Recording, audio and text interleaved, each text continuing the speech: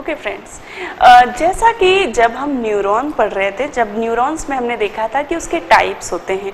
Neurons के क्या क्या टाइप्स होते हैं हमने देखा था कि जो सेंसरी, मोटर और कनेक्टर न्यूरॉन और रिलेइंग न्यूरॉन। ठीक है, तो न्यूरॉन के हमने 3 टाइप देखे थे, सेंसरी, ठीक है, और मोटर और कनेक्टर और जो रिलेइंग न्यूरॉन होते हैं, जो कि एक दूसरे से एक न्यूरॉन से दूसरे न्यूरॉन के बीच की कड़ी होती है, उसे रिलेइंग कहते हैं, रिले करते हैं वो।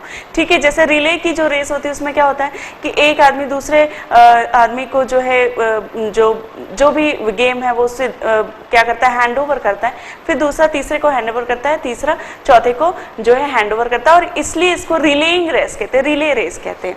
तो जो रिले न्यूरॉन होते हैं, रिलेइंग न्यूरॉन होते हैं, वो क्या करते हैं, एक न्यूरॉन से दूसरे न्यूरॉन के बीच की कड़ी होते हैं वो, और उनके बीच में इंफॉर्मेशन ट्रांसमिट करते हैं। इस प्रकार न्यूरॉन के टाइप्स हमने देखे थे, sensory, motor and the connector. इसी प्रकार जो नर्व फाइबर्स होते हैं, नर्व फाइबर्स के 2 टाइप होते हैं, सेंसरी एंड मोटर। ठीक है, तो सेंसरी और मोटर न्यूरॉन, ठीक है, उसी प्रकार सेंसरी जो है सेंस ऑर्गन्स में रहते हैं, और सेंस ऑर्गन से जो है ब्रेन या स्पाइनल कॉर्ड को वो क्या करते हैं, सेंस ऑर्गन से ब्रेन या स्पाइनल कॉर्ड में क्या पहुंचाते हैं, इंफॉर्मेशन पहुंचाते हैं। ठीक है, जबकि जो मोटर न्यूरॉन है वो ब्रेन या स्पाइनल कॉर्ड से मसल्स को जो है इंफॉर्मेशन पहुंचाते हैं, उन्हें कहते हैं मोटर नर्व फाइबर्स। ठीक है, तो इस प्रकार ये जो पोलैरिटी है, this is called the neuron polarity. क्या होता है कि जब एक जो न्यूरॉन है वो सिर्फ एक ही डायरेक्शन में इंपल्स जनरेट करता है। कैसे? जैसे कि ये जो हमारा न्यूरॉन है वो इंपल्स जो है वो कैसे जनरेट कर सकता है, ये न्यूरॉन इसे इंपल्स दे रहा है और ये इधर इंपल्स जा रही है मसल्स को।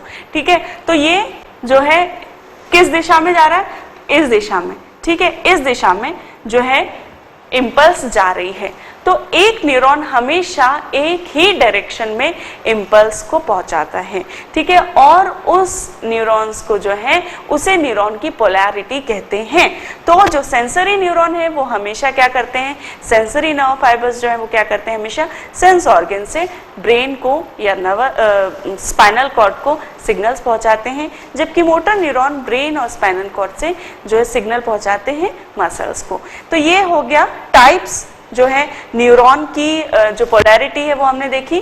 ठीक है, इसे कहते हैं neuron polarity. Neuron polarity that means कि जो न्यूरॉन है या नर्व फाइबर है वो एक दिशा में ही इंपल्स पहुंचाते हैं, उसे न्यूरॉन पोलैरिटी कहते हैं। ठीक है, तो नर्व फाइबर के 2 टाइप देखे, सेंसरी और मोटर। ठीक है, अब एक टर्मिनोलॉजी जो मैंने आपको बताई कि व्हाइट मैटर और ग्रे मैटर क्या होता है। ठीक है, तो वो व्हाइट मैटर और ग्रे मैटर हम समझते हैं। ठीक है, तो white matter and grey matter क्या होता है ये मैं आपको बता रही हूँ। White matter and grey matter.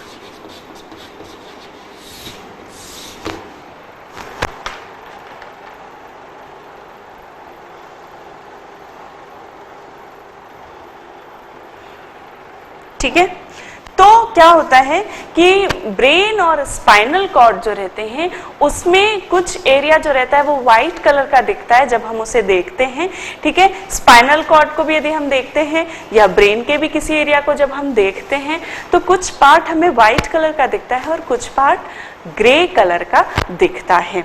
तो क्या होता है कि जो पार्ट में, ठीक है, कुछ पार्ट जो होता है जिसमें कि nerve cell body, dendrites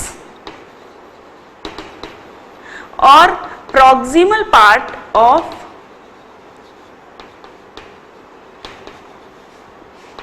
axon रहता है, वो हमें कैसा दिखता है, ग्रे कलर का दिखता है, और उस पार्ट को हम कहते हैं ग्रे मैटर।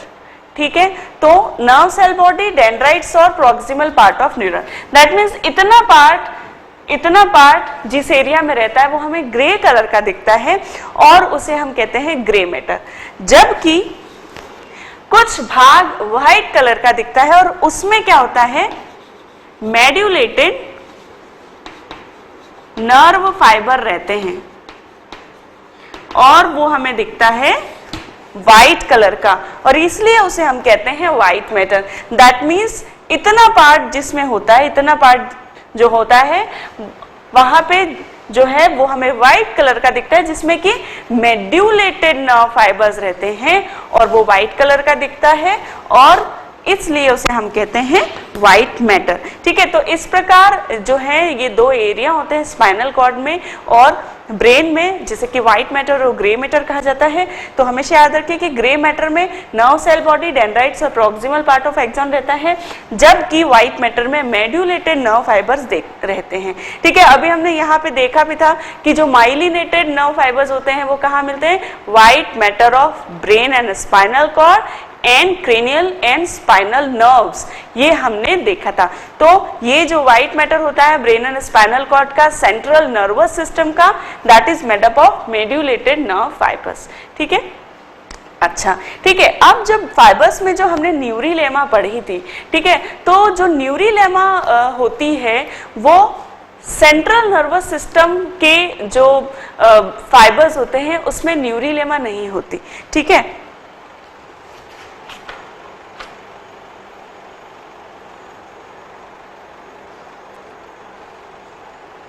ठीक है, तो जो central nervous system that is brain और स्पाइनल कॉर्ड होते हैं,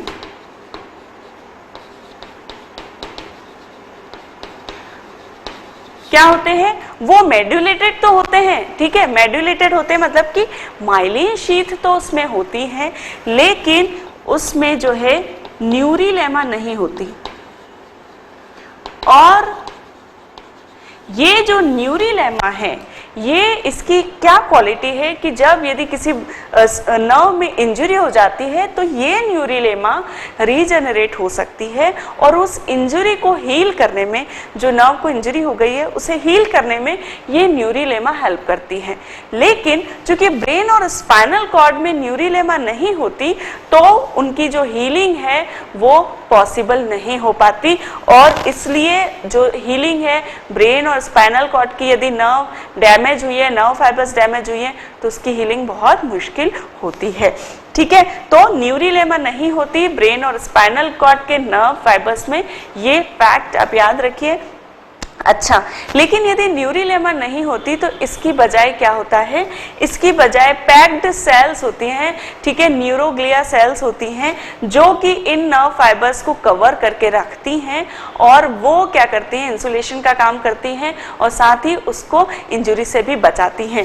तो न्यूरीलेमा नहीं होती, लेकिन क्या होती है, कवरिंग ऑफ न्यूरोग्लियल सेल।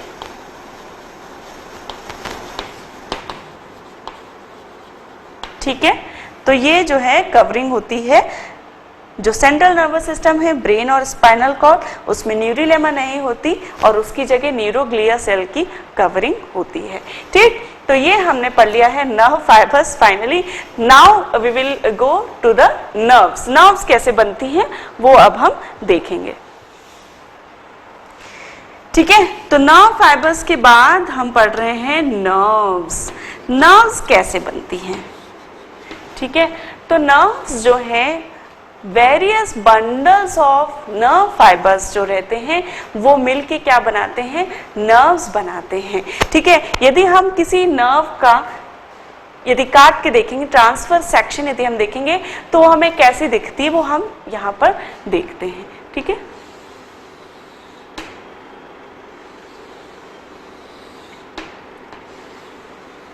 तो नर्व्स जो रहती हैं नर्व फाइबर्स के बंडल्स होते हैं जिसे कि नर्व फैसिकुलाई कहते हैं। ठीक है, तो bundles of nerve fibres and that is called nerve फैसिकुलाई।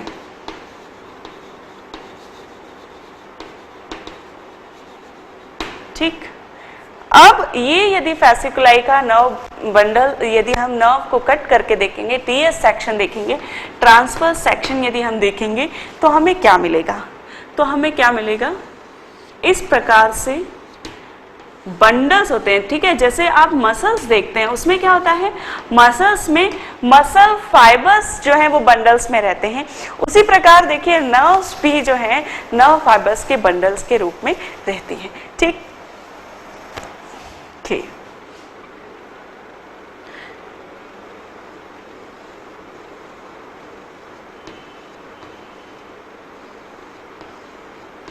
ये नर्व फाइबर्स हैं। ठीक है,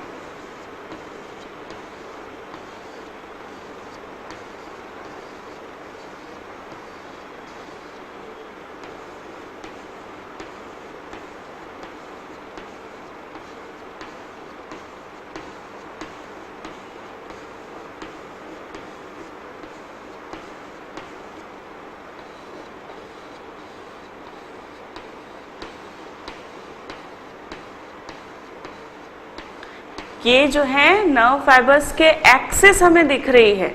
ठीक है, एक्सिस जो है, एक्सिस सिलेंडर जो है, जैसे वहां पे जो पूरा एक्सिस रहता है वो क्रॉस सेक्शन में बंडल्स में है जो कि नर्व फाइबर्स, तो हमें ये क्या दिख रही है, उसकी एक्सिस दिख रही है।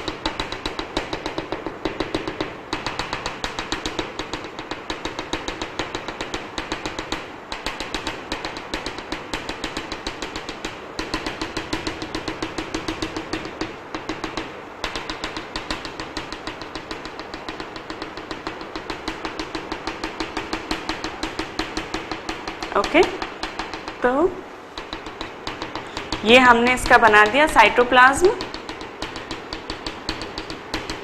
एक्सोप्लाज्म जिसे कह सकते हैं, एक्सॉन में रहता है एक्सोप्लाज्म। ठीक है, तो ये एक्सोप्लाज्म भी कह सकते हैं। अब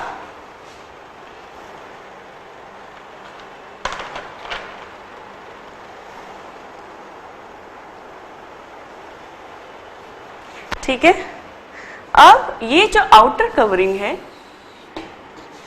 बंडल्स की जो आउटर कवरिंग रहती है जिसमें कि ये नर्व फाइबर्स के बंडल्स रहते हैं, उसे कहते हैं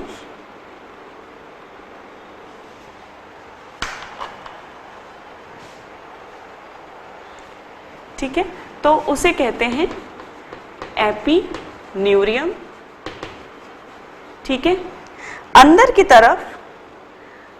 तरफ भी क्या होते हैं, ये बंडल्स बहुत सारे नर्व फाइबर्स के बंडल्स के रूप में होते हैं। तो ये जो अंदर की लेयर होती है उसे कहते हैं पेरिन्यूरियम। और अंदर जो है, सबसे पहले जब हमने यहां देखा था कि ये जो होती है, यहाँ पे क्या होता है, एंडोन्यूरियम होती है। ठीक है, जो सबसे बाहर की जो न्यूरिलेमा के भी बाहर जो होती है कवरिंग, कनेक्टिव टिश्यू की कवरिंग होती है, कनेक्टिव टिश्यू की कवरिंग होती है, और उसको हम क्या कहते हैं, ये एंडोन्यूरियम। ठीक है, एंडोन्यूरियम जो है हमने देखा था कि सबसे बाहर की जो कवरिंग होती है, न्यूरिलेमा के बाहर भी एक कनेक्टिव टिश्यू की कवरिंग होती है जिसे कहते हैं एंडोन्यूरियम। तो यहाँ पे जो अंदर व्हाइट कलर की है, ठीक है, ये तो हो गई हमारी पेरिन्यूरियम, सभी बंडल्स की पेरिन्यूरियम, और सभी बंडल्स के सबसे बाहर की एपिन्यूरियम, और जो नर्व फाइबर्स है उसकी एंडोन्यूरियम। ठीक, तो ये जो नर्व्स होती हैं, ये नर्व्स जो है नर्व फाइबर्स के बंडल्स रहते हैं जो कि एक बड़ा बंडल बनाते हैं। बंडल्स का भी बंडल रहता है और उसे नर्व फेसिकुलाई कहते हैं, जिसकी को सबसे बाहर की जो कवरिंग होती है, बाहर की जो मेम्ब्रेन होती है उसे एपिन्यूरियम कहते हैं, जो अंदर के बंडल्स की कवरिंग होती है उसे पेरिन्यूरियम कहते हैं, और जो हमारी नर्व फाइबर्स की कवरिंग होती है उसे एंडोन्यूरियम कहते हैं। अब ये जो नर्व फाइबर्स हैं, इनके गैंग्लियाज होते हैं। ठीक है, अब इनके जो एक्सॉन्स हैं, एक्सॉन्स जो है वो क्या है, नर्व फाइबर्स हैं, और नर्व फाइबर्स क्या बना रहे हैं, नर्व्स बना रहे हैं।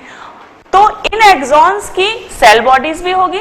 ठीक है, जैसे कि ये सिर्फ एक्सॉन है और ऐसे बहुत सारे एक्सॉन मिलके क्या बना रहे हैं, नर्व्स बना रहे हैं। तो इनकी बॉडी कहाँ जाएगी, तो नर्व्स में जिस पार्ट में नर्व फाइबर्स की सेल बॉडीज रहती हैं, नर्व सेल बॉडीज रहती हैं, वो क्या बनाती हैं, नर्व सेल बॉडीज जो रहती हैं वो क्या बनाती हैं, नर्व गैंग्लिया बनाती हैं। और ये जो पार्ट रहता है गैंग्लिया या गैंग्लियन, ये जो गैंग्लियन रहता है, ये जो नर्व गैंग्लिया रहता है, ये पार्ट नर्व का थोड़ा थिक होता है, ठीक है। तो जो नर्व का गैंग्लिया रहता है वहां पे हमें ये नर्व थिक दिखती है, और जहां पर फाइबर्स होते हैं वो पार्ट फिर जो है वापस से थिन दिखता है। तो जो गैंग्लिया है that is formed by the nerve cell bodies, ठीक है। तो ये हमने पढ़ा नर्व्स। अब जैसे कि न्यूरॉन नर्व फाइबर के भी टाइप हैं, उसी प्रकार हमारी नर्व्स के भी टाइप होते हैं।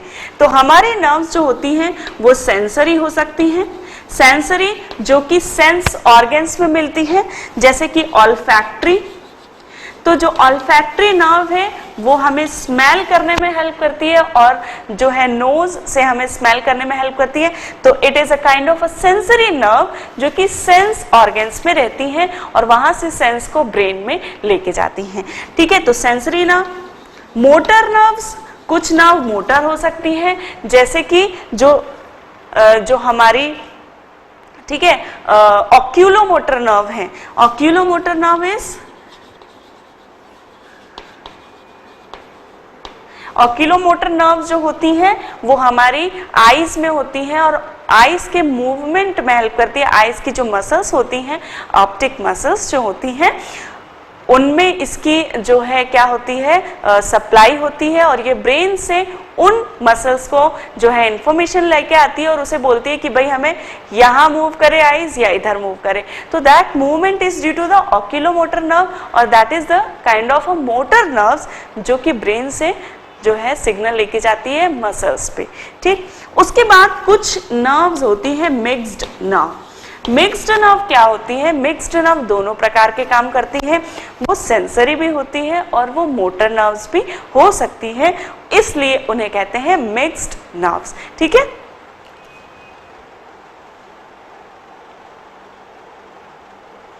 ठीक है, तो ट्राइजेमाइनल नर्व्स,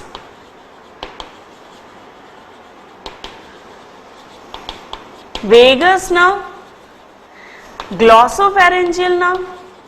ग्लॉसोफेरेंजियल नर्व्स जो होती हैं ये हमारी टंग पे इसकी सप्लाई होती है और टंग में हमें टेस्ट में भी डिफरेंशिएट करने में हेल्प करती है और साथ ही हमारी टंग के मूवमेंट में भी हेल्प करती है। तो इस प्रकार हो गई मिक्स्ड नर्व, सेंसरी भी हो गई, मोटर भी हो गई, तो इसलिए this is called mixed nerve, ठीक है। इसी प्रकार ट्राइजेमाइनल और वेगस नर्व के जो एरिया ऑफ वर्क है वो काफी बड़ा है। वेगस नर्व बहुत इंपॉर्टेंट नर्व है, हमारी बॉडी की 10th क्रेनियल नर्व है और वेगस नर्व बहुत सारे टास्क को कंप्लीट करती है।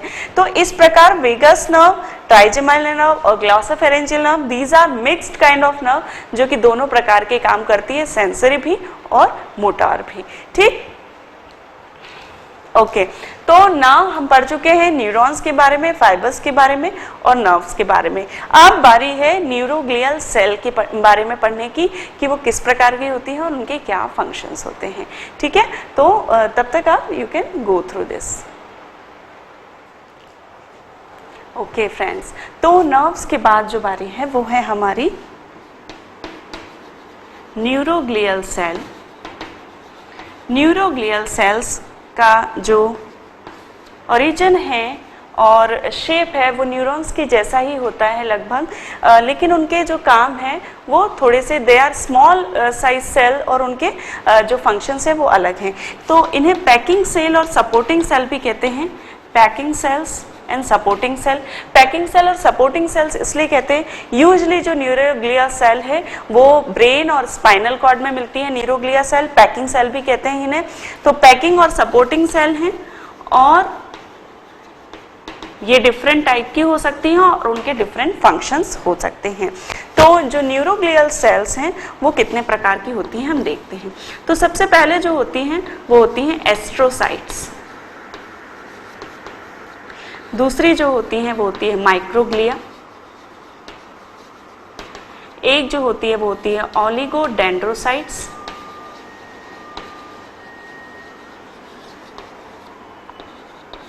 ठीक है, एक होती है एपेंडाइमल सेल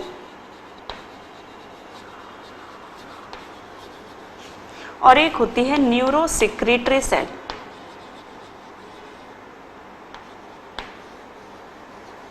सिक्रीटरी सेल्स, ठीक। तो ये जो न्यूरोग्लियल सेल हैं ये हमारे ब्रेन और स्पाइनल कॉर्ड्स में रहती हैं, ठीक है। जो एस्ट्रोसाइट्स रहती हैं हमारी, सबसे पहली जो है एस्ट्रोसाइट्स, इन्हें एस्ट्रोसाइट्स इसलिए कहते हैं क्योंकि एस्टर मीन्स स्टार। तो जो ये जो सेल्स होती हैं इनका शेप जो है वो स्टार काइंड ऑफ रहता है और इसलिए इन्हें एस्ट्रोसाइट्स कहते हैं, ठीक है। तो इसका हम शेप देखते हैं। तो ये आप देख सकते हैं सिंपल न्यूरॉन के जैसा इसका शेप है, लेकिन इट्स वेरी स्मॉल, ठीक है। ये एस्ट्रोसाइट्स हम बना रहे हैं।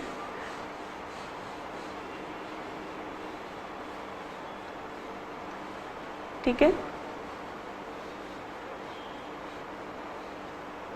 ये एक और टाइप है एस्ट्रोसाइट का।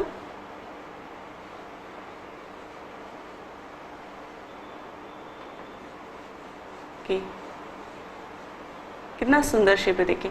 कभी कभी मुझे लगता है कि नेचुरली नेचर से जो है हमें कितने सारे शेप जो हैं वो सीखने को मिलते हैं,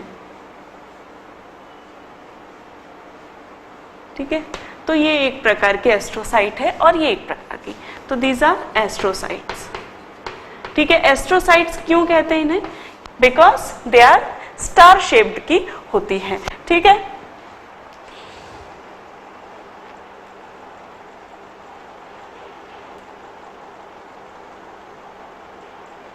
ओके, तो ये दो प्रकार के एस्ट्रोसाइट मैंने यहाँ पे बनाई है। ये है फाइब्रस एस्ट्रोसाइट और ये है प्रोटोप्लाज्मिक एस्ट्रोसाइट।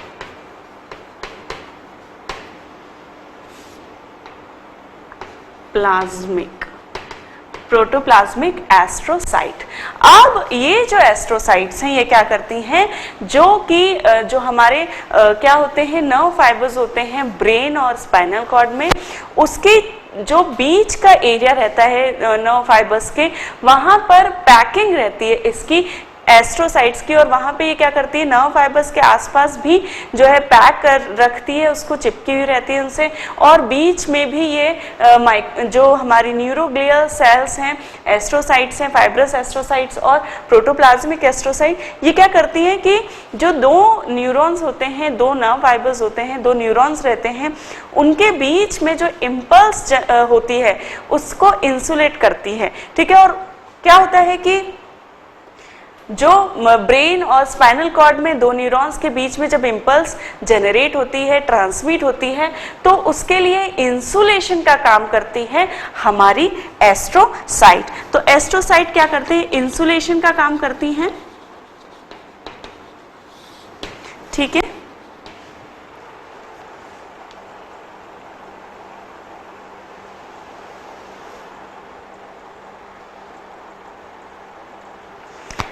ओके, इंसुलेशन का काम कर रही है, जो इम्पल्स जनरेट हो रही है उसको एनर्जी लॉस नहीं होने देती, ठीक है। उसके बाद जो है बारी आती है माइक्रोग्लियल सेल की। माइक्रोग्लियल सेल जो है मोनोसाइट से जनरेट, जो मोनोसाइट्स हैं उसी प्रकार का काम होता है किसका, हमारी माइक्रोग्लिया का। It is a kind of neuroglial cell और ये भी ब्रेन में मिलती है। अच्छा, जो हमारी एस्ट्रोसाइट है वो ब्लड ब्रेन बैरियर भी बनाती हैं कि ब्लड से यदि कुछ हार्मफुल चीजें हैं तो वो हमारे ब्रेन में नहीं आती, और ये ब्लड ब्रेन बैरियर बनाती है कि सिर्फ ऑक्सीजन और न्यूट्रिशन ही ब्रेन को पहुंचे और हार्मफुल सब्सटेंसेस नहीं पहुंचे, उसके लिए जो एस्ट्रोसाइट्स हैं ब्लड ब्रेन बैरियर बनाती हैं। अब ये माइक्रोग्लिया, जैसा कि मैंने आपको बताया कि मोनोसाइट से बनती हैं, ठीक है। मोनोसाइट जैसा काम है, फंक्शन एज मोनोसाइट, और इसलिए ये क्या करती हैं, फैगोसाइटोसिस करती हैं। और यदि हमारे ब्रेन में, स्पाइनल कॉर्ड में कुछ भी हार्मफुल सब्सटेंसेस हैं, हार्मफुल बैक्टीरियाज है, हार्मफुल जर्म्स हैं, तो उन्हें ये क्या करती है, फेगोसाइटोस करती है, खा लेती है, एंगल्फ करती है और उन्हें डिस्ट्रॉय कर देती है। तो microglia cell are the monocytes of our brain and spinal cord. ठीक है, ठीक है। और उसके बाद है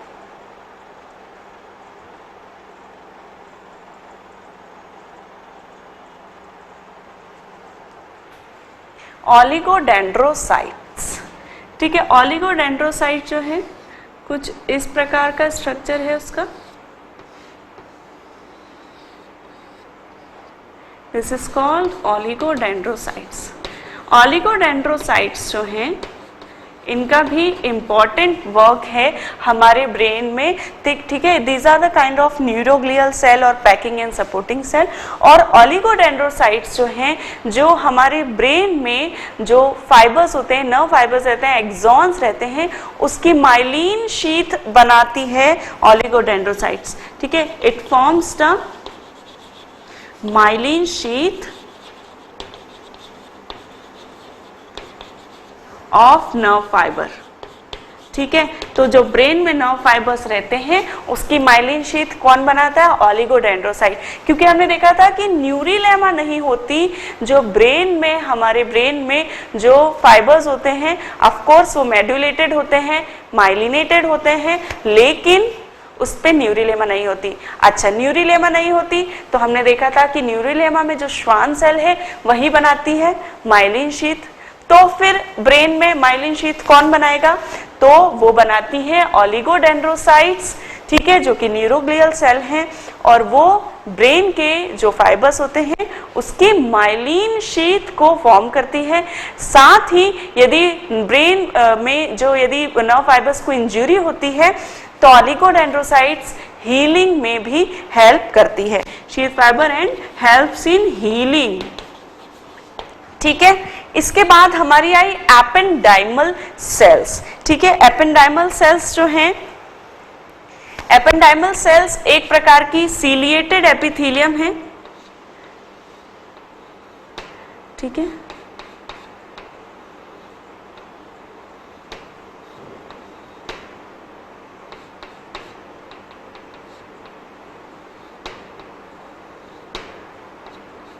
और ये सीलिएटेड एपिथेलियम जो है हमारे सेंट्रल नर्वस सिस्टम की कवरिंग में मिलती है। ठीक है, तो यहाँ पे आप देख रहे हैं जो सेल्स हैं, दीज आर एपेंडाइमल सेल। और ये एपेंडाइमल सेल्स जो हैं, ये एपेंडाइमल सेल्स जो हमारे ब्रेन और नर्वस सिस्टम रहता है, ब्रेन जो रहती है उसकी जो लाइनिंग होती है, जो एपिथेलियम होती है, वो हमारी एपेंडाइमल सेल से बनी होती हैं और वो सीलिएटेड एपिथेलियम होती हैं, सीलिएटेड एपेंडाइमल सेल से वो बनी हुई रहती हैं। And these are also a neuroglial cell. अब देखिए कि पूरा जो नर्वस सिस्टम है वो सिर्फ एक ही टाइप से नर्व सेल से ही बना हुआ है और ये नर्व सेल्स डिफरेंट टाइप के न्यूरोग्लियल सेल हो सकती हैं, न्यूरॉन्स हो सकती हैं। तो पूरा जो ब्रेन और नर्वस सिस्टम है, central nervous system, it is form by the only these cells. ठीक है, तो एपेंडाइमल सेल्स कवरिंग करती हैं हमारे सेंट्रल नर्वस सिस्टम की। ठीक है, covering of lining, actually not covering, lining of central nervous system. ठीक है, अब बारी आती है न्यूरोसिक्रेटरी सेल्स की। तो न्यूरोसिक्रेटरी सेल्स जो हैं, देखते हैं उसका कैसा स्ट्रक्चर होता है। ठीक है, तो न्यूरोसिक्रेटरी सेल्स जो होती हैं,